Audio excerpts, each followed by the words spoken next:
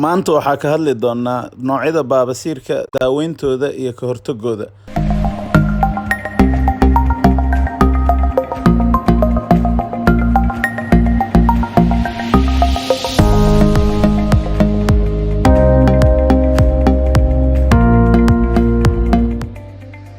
السلام عليكم ورحمة الله وبركاته. كسو دواada janalka Dr. Axmed Yuusuf ku takhasusay cudurrada guud iyo neef mareenka ama cudurrada ku dhaca feeraha.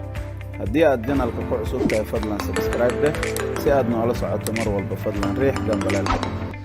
Maanta waxaa ka hadli doonaa baabasiirka sidiisaba waa xididada inay bararaan ku yaala dabada kuwooda hoose iyo kuwa banaanka yaala kulliba. Baabasiirka hadduu ku dhaco xididada gudaha ku yaala waxaa loo yaqaanaa internal hemorrhoid. Haddii uu ku dhaco xididada banaanka yaalana waxaa loo yaqaanaa external hemorrhoid. Qiyaastii baabasiirka wuxuu ku dhacaa 4 qof hal qof kamid ah. Baabasiirka waxaa sababi kara waxyaabo badan. Nasiib wanaag waxaa la heli karaa mar walba daawadiisa. Inta ayna gudagelin waxyaabaha keeni kara baabasiirka marka hore waa inaan fiirino calaamadaha lagu garto baabasiirka. Haddii uu yahay baabasiirka mid banaanka ku yaalo badanaa waxyaabaha lagu garto waxa ugu horeeya cuncun fara badan oo laga dareemayo qaybta dambe ee saxarada ay soo marto, xanuun zaid ah iyo sidoo kale barar aad u fara badan oo wareega dabada ay bararayaan xididada. Haddii aan wax laga qaban intaas kadib waxaa soo raaci karo dhiig bax ama in uu dhiig badan qofka uu ka baxo markaas. Calaamadaha lagu garto marka qofka haddii uu gudaha uu ku dhaco ama internal hemorrhoid haddii uu qabo oo markaas baabasiirka uu gudaha ku dhaco, noocan waxaa lagu gartaa qofka in uu xanuun badan uusan dareemin laakiin dhiig uu mar walba iska socdo, dhiig aan xanuun la socon in qofka lagu arko. weliba markii ay calooshiisa qofka ay dhaqaaqayso in uu dhiig soo raaco saxarada. Dhiiggaas wuxuu noqon karaa dhiig tiradiisa ay yar tahay, sidoo kalena wuxuu noqon karaa dhiig badan uu noqon karaa. Qofkana wuxuu arki karaa marka uu saxarada iska dhaqaayo ama marka uu iska tiraayo saxarada, labadaas mar ayuu arki karaa, ama markuu godka ka soo kaco intaba. Noocan haddii aan wax laga qaban oo dhaqsi la daaweynin waxaa suuragal ah marka qofka in uu marka dambe ay banaanka u soo baxdo kanalka ay saxarada marto, infection iyo xanuunna markaas qofkii uu ku sii dhaco, weliba xanuun aad u fara badan oo aad u daran. goormee u baahan tahay marka inaad dhakhtarkaaga aragtid? Haddii adigoo saxaroonaya aa aragtid dhiig ama sidoo kale saxarada ee xanuun fara badan ee kugu hayso, waxaa u baahan tahay si degdeg ah in aad ula xiriirtid dhakhtarkaaga. Labadaas calaamadood mar walba xasuusnaaw. Midda koowaad waa inaad dhiig ku aragtid saxarada, midda labaadna waxaa waaye markaad saxaroonaysid in aad xanuun fara badan isku aragtid. Hadda waxaa fiiri doonaa waxyaabaha sababi kara in markaas uu qofka baabasiir uu ku dhaco. Xididada ku hareeraysan wareegga dabada waxaa badanaa loogu talagalay stretch inay sameeyaan ama inay kala baxaan iskuna soo laabtaan. Sidaas darteed marka haddii xoog loo kala bixiyo ama stretch xooggan lagu sameeyo ama aad loo kala sikiyo waxaa dhici karo in markaas ay dilaacaan xididadaas. Listiga soo socda hadeertaana keeni karo in ay markaas stretch xooggan qaataan ama ay dilaacaan. Tan ugu horeyso waxaa qofka inuu saxarada aad u qasbo, sida saxarada adagoo kale marka uu saxaroonayo, ama qofka biyo cabistiisa ee aad ku yar tahay, ama qofka markaas cunnada fiber kale ee ku yar tahay kale. Qodobka labaad waxaa waaye qofka muddo dheer inuu fadhiyo kale, ama markii ay tahay musqusha oo qof calooshiisa fadhisa uu yahay waqti dheer hadduu qofka fadhiyo jaaniska uu baabasiirka ugu dhacayna waa badan yahay. Haddii uu yahay qofka qof waqti dheer shuban uu hayay, ama sidoo kale haddii uu yahay qof waqti dheer uu marka calooshiisa aysan soconin oo constipation qabay, ayadana way keeni kartaa.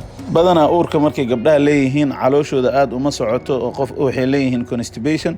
Sidaas darteed marka waxaa waaye qofka wuxuu develop gareyn karaa baabasiir inuu ku dhaco. Iyo haddii ay murqaha xoog u jiidaan xididada ku hareeraysan wareegga dabada, ayagana waxay keeni kartaa in markaas ay baabasiir develop gareeyaan. Sidoo kale qofka haddii cunnooyinka fiberka uu ku yar yahay isticmaalo, ayagana waxay keeni kartaa in uu markaas caloosha ay adkaato, markaasna uu qofkii saxarada xoog uu u soo riixo. Waxaa lagu soo daraa ayaamahan sidoo kale qofka in uu shay culus uu qaado, markaas uu keeni karo strain ama maxay ahaato in uu markaas si xooga u kala baxaan murqaha ku hareeraysan gadaal. Waxaa jira risk factor ayagana, waxaana ugu badan da'da. Qofka mar walba uu sii duqoobayo jaaniska uu ku qaadi karo hemorrhoid ama jaaniska uu ugu dhici karo baabasiirka uu sii ziyaadaya. Calooshiisa inay adkaato sidoo kale jaaniskeedana way sii ziyaadi kartaa oo saxaradii inay ku adkaato qofka. Waxaa sidoo kale dabci karo awooddii ay lahaayeen xididada ay marna ku kala bixi jireen marna ay isugu imaanayeen ayaa dabci karta. Sidaas darteedna way fududaanaysaa qofka inuu develop gareeyo baabasiirka. Dhibaatooyinka kaaga imaan kara baabasiirka marka maxaa ka mid ah? Haddii meeshan xidid maadaama uu dilaacayo ama bararayo waxa ugu badan oo kugu dhici kara waxa ugu horeeyo in anemia ay kugu dhacdo, dhiig baxas faraha badan oo sababa in anemia ay kugu dhacdo ama dhiig yari. qodobka labaadna waxa waaye in dhiigaaga uu xinjiroobo, markaasna dhiig xinjir leh uu raaco xididadaada, taasna ay sababto in xididada qaybo kamid ah ay xirmaan. waxaa sidoo kale qofka ku dhici kara infectionadaasna waxay keeni karaan in meesha ay raysan weyso, hadhowna waxaa laga yaabaa in dhiigga raacdo dhib badan oo ka weyn, taasna ay keento ilaa qofka emergency uu galo. sidee looga hortagi karaa marka cudurkan baabasiirka? sida ugu wanaagsan ee baabasiirka looga hortago waa in saxarada la jilciyo. siyaabaha ugu fiican in saxarada lagu jilciyana waxaa ugu horeeya in la cuno cunto fiber fiican leh ama cuntooyinka buunshooyinka fiican leh ama fiberska aadka u faraha badan leh, sida khudaarta oo kaleeto, fruitska iyo vegetables-ka kuwa kamid ah oo kale in la cuno. badanaa cunooyinkan cagaarka iyo in la qaato karootooyinka iyo basasha iyo waxyaabaha la midka ah oo fiberska leh. waxaa ku xigay in la cabo biyo aad u fara badan. biyo cabistaas waxay keenaysaa saxarada inay jilacdo, softina inay noqoto ayadana. haddii aad awoodi kartid waxaa kale oo samayn kartaa in fibers oo supplements jiro oo diyaarsan, kuwaas inaa isticmaashid oo sida buunshihii oo kale la diyaariyo. marka saas daraadeed haddii aad isticmaashid saxaradii ayadana waxay noqonaysaa soft ay noqonaysaa. sidoo kaleeto waxaa lagula taliyaa dadka baabasiirka qabo haddii ay saxaro qabato in aysan isku celinin, markaas asuun ay dareemaan inay masquul u baahan yihiin inay hore ka aadaan. waxaa sidoo kale baabasiirka looga hortagi karaa in exercise la sameeyo oo jirka la dhaqaajiyo maalin walba, in la samaysto waqti gaar ah oo exercise la sameeyo. exercisekaas ama almiitada waxyaabaha laga faa'iidayo waxaa waaye in calooshii ay istaagin, labana xididadii in ay markaas waqti dheer dhaqdhaqaaq xumo aysan ku dhicin, circulationkoodana inuu fiicnaado. qodobka ugu dambeeya oo looga hortagi karo baabasiirka asagana waxaa waaye in qofka uu iska ilaaliyo waqti dheer inuu fadhiyo hal meel. taasna waxaa waaye aad ay u kaalmeynaysaa inay xididada dilaacin, markaasna ama ay bararin ayay ka shaqeynaysaa. dhakhtarkaaga si uu u xaqiijiyo inaad baabasiir qabtid iyo inaad qabin, maxaa u baahan tahay inaad sii ogaatid si hadhow markaad dhakhtarkaaga u tagtid ay kula noqonin qariib ama waxyaab leh inaysan kula noqon. kow, waxaa loo baahan yahay digital examination in lagugu sameeyo. digital examination wax kale ma ahan inuu dhakhtarka gloves gishto, gloveskaas markuu gishto kadibna in uu fiiriyo oo far geliyo qaybta dambe ee gadaale. markaas wuxuu fiirinayaa in ay xididada qaar ay bararsan yihiin, in ay waxaan yihiin internal ama external inay yihiin. sidoo kale wuxuu u baahan yahay dhakhtarka inuu sameeyo visual inspection, indhihiisu inuu ku arko baabasiirka inuu jiro mid banaanka amiya mase mid oo gudaha ah. waxaa laga yaabaa inuu isticmaalo qalabyada qaar, inuu isticmaalo sida proctoscope ama anoscope ama sigmoidoscope inuu isticmaalo.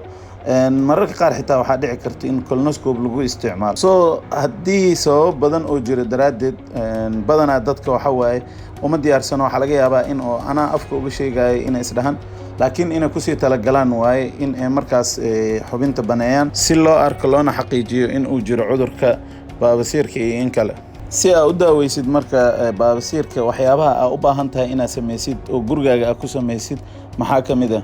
mar walba cunadaada inaad ku dartid fiber si ay saxaradaada u jilacdo, ama aad isticmaashid waxyaabahan leh balkiga zaa'idinaya. cunooyinka fiber kale markaas inaad dhakhtarka ku taliya aad isticmaashid sida fruitska oo kaleeto, iyo inaad isticmaashid iyo grainska iyo vegetables iyo waxyaabahaas. waxaa kaleeto jiro aad u baahan tahay dhakhtarkaaga daawooyinka uu kuu soo qoro si regular inaad u isticmaashid. markii aad roonaatid ba inaad joojisid ma ahan, marka aad bilaabaysid sida u qaadanaysid iyo waqtiga joojinaysid kulli waa inaad kala tashatid dhakhtarkaaga. waxaa sidoo kale u baahan tahay inaad samaysid wax la dhaho sitting bath, ama in aad ku fariisatid biyo markaas warm ah ama biyo kulul inaad ku fariisatid 10 daqiiqo ilaa 15 daqiiqo. patient markaas adiga kula eg in oo qaybta dambe aad la gashid. waxaa aad u fiican marka inaad waqti fiican meeshaas ku jirtid. haddii aad awoodid inaad ka badisid 10 to 15 minutes aad ka badin kartid. waxay kaa saacidaysaa markaas ay pressureki ee kaa yareyso. sidoo kale waxaa la arkay haddii dadka ay biyahaas oo warmka ama biyaha qandaca hadday ku fariistaan in ay markaas ay yaraanayso xanuunka oo baabasiirka uu ku hayo qofka, bararkana uu degayo. sidoo kaleeto wuxuu u baahan yahay qofka in uu isticmaalo xanuun baabiye. xanuun baabiyaha marka asaga ma iska soo dooranayo iska qaadanayo mise dhakhtarka u qoray, wuxuu u baahan yahay qofka dhakhtarkiisa in uu mar walbeeto uu daawada u qoray uu isticmaalo.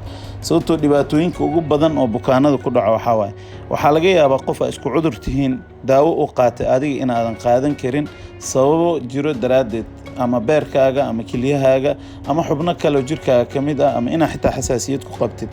mar walba waxaa kugula talinaya dhakhtar daawo uusan qorin, xitaa xanuun baabiyaha ahaatay inaadan isticmaalin.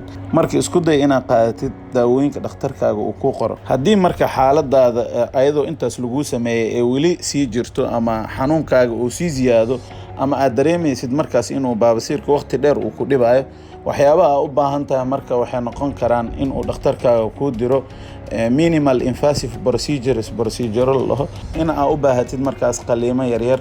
qaliimadaas marka waxay noqon karaan in markaas xididka qaybtii barartay oo kale meesha in laga bixiyo, in xididadii la duro gudahooda la duro, sidoo kaleeto in daawooyin markaas lagu duro xididada gudaheeda kuwaas oo yareynayo ama baabi'inayo baabasiirka. sidoo kaleeto waxaa la samayn karaa in lagu bixiyo through laser, in markaas meeshii laga saaro dhiiggi ku xinjiroobay. haddii calaamadihii aan hore usoo sheegnay aad isku aragtid, waxaa rajeynaya inaad dhakhtarkaaga si degdeg ah ula xiriirtid. badanaa arrimahan waa arrimaha haddii dhaqsi la daaweeyo iska fudud oo dhib yar, haddii aan la daaweyninna qofka xanuun ku keeni karo. dadka qaar ee cuqdada ka qaba cudurkaas ku dhacayna waxaa rajeynaya in maanta laga bilaabo ay ra'yigaas iska bixiyaan. qofka bini'aadanka xanuuno badanaa jiro oo adduunka qof walbo bini'aadan uu ku dhici kara. marka sidaas darteed ha isdhihin baabasiirka sababa gaar oo liito darteeda kugu dhacay. waxaa la rabaa qof ka cudur haddii uu ku dhaco nooc rab ha ahaado, bini'aadan u tahay cudurrada waa kugu dhici karaan. dhakhtarkaaga la xiriir, waa lagaa daaweynaa. haddii laakiin aa isdayacdid ama aa isdhahdid cudurkan in lagugu ogaado ma fiicno, dhibaato weyn tii kugu dhacaysa markaas. taas waa tala caafimaad. wax walba si aad u qabato waxaad u baahan tahay inaad ku baraarugsan tahay, og tahay. sidaas darteed waxaan mar walba idinla garab taagannahay inaan idin siino talooyin caafimaad ugu wanaagsan oo la hubo kuna salaysan aqoon la xaqiijiyey, qof walbana uu heli karo. waxaan idin rajaynayaa inaad ka faa'iideen fiidiyowgan. insha allah usbuuc walba waxaan soo dhigi doonaa 3 fiidiyo oo aad muhiim u ah. wixii tale iyo tusaale ah fadlan inoogu soo dir commentiga, sidoo kale noogu soo dir commentiga mawduucii aad doonaysa in laga hadlo. si aad mar walba noola socoto fadlan subscribe saar. aad iyo aad ayaad u mahadsantihiin walaalayaal. waa inoo mar kale fiidiyo kale insha allah.